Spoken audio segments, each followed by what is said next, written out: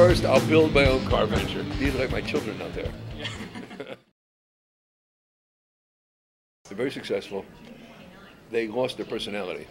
I mean, the management lost their personality because now they're run by the Japanese. So they didn't have that, cowboy personality we had back then. But they've certainly turned into a fabulous car. I have one, as a matter of fact, and they're just a fabulous car. They've done a really good job. Well, we're building another car right now, and it's going to be an electric hybrid plug-in. It's going to be the size of a Mercedes S, except wider. It's going to be closer to the width of a Lamborghini. So you're going to have plenty of room in the car. It's going to look absolutely beautiful. Herb just designed it. He just pulled the fiberglass off the clay last week, and the fiberglass is being built right now. It'll be built out of steel, maybe aluminum. I can't give you some of the information because they're a little private, but it'll be done by one of the best engineering firms in the world. It will be built not in the United States, unfortunately, although hopefully we'll get some of it done here. The battery's probably here.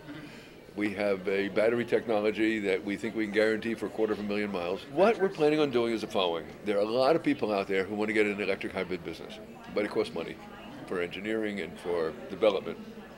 So we said, wait a second, we're going to have the batteries, we're going to have the motors, we're going to have everything you're going to need to get in the business, and we're going to have the factories to build it at the price that brings the price down. The big problem is not just finding the technology, but finding the technology at the right price. If, for instance, the batteries that we're going to put in our car would probably cost us $35,000 or $40,000 if we went out to buy them right now. But you can't build a car that's going to sell for $35,000 if the batteries cost $35,000. When we produce them, they'll cost us $5,000.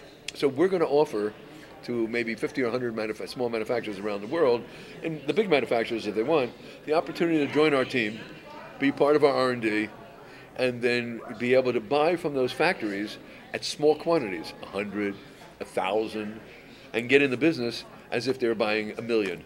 All electric, with a hybrid that fills up the batteries. Series parallel, something different. It'll be series. Well, what's going to happen is up to 50 miles an hour, it's going to fill up the battery. At 50 miles an hour, it's going to switch and drive the car, because at that point is when an engine is the most efficient and a battery is the most inefficient. So if you want to start talking about getting fabulous mileage, which is what we want to talk about, that's the way to get it the best. What we're talking about is already running as we speak. People have been building these things for years and nobody's been paying attention. So what we did is we gathered up all these people and said, hey, we want you to pay attention to making this right. So we have people who've had years and years of experience with these vehicles. So although ours is going to be a new vehicle, it's coming with a heritage of a lot of testing and a lot of experience out there.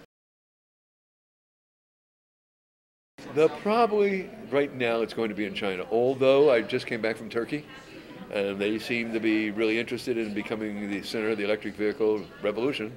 And there are a number of other countries that are starting to talk to us about, please come here, we'll build the facilities necessary to do what you need to do. Now, basically, here's what happened. The Chinese are aggressive, intelligent, industrious, and nice people. But their morals are not 21st century. Is what they're not bad, not good. Okay for China, not okay for the rest of the world. So in dealing with them, you can't deal, unfortunately, you sign a contract, you have a contract.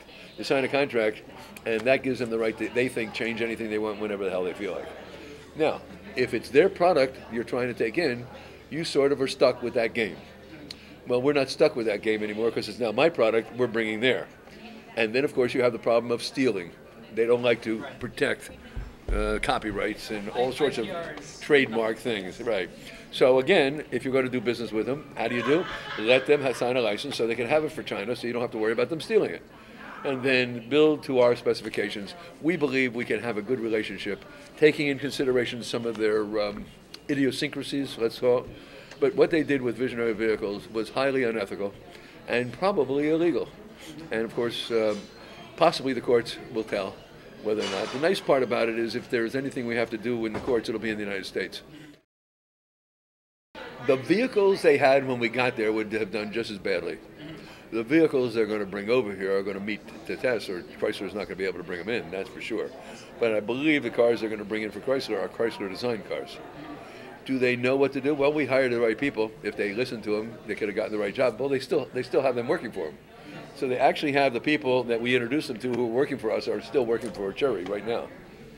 So they took all the stuff we gave them, and they said, no, they didn't say thank you, but they did take them. A flying car. No, here's what the truth is about that. I have always thought what this world needs is a car that would go about this far off the ground with no tires. You know, the old Jetson? And that's exactly what I thought cars ought to be. The only problem is there's nothing that keeps that car up except pushing down. And that just isn't what I'm talking about. So when somebody comes to me and says, I got this thing, you can put the thing in, it takes this car up, and there's nothing that pushes down on it, we're going to have flying cars.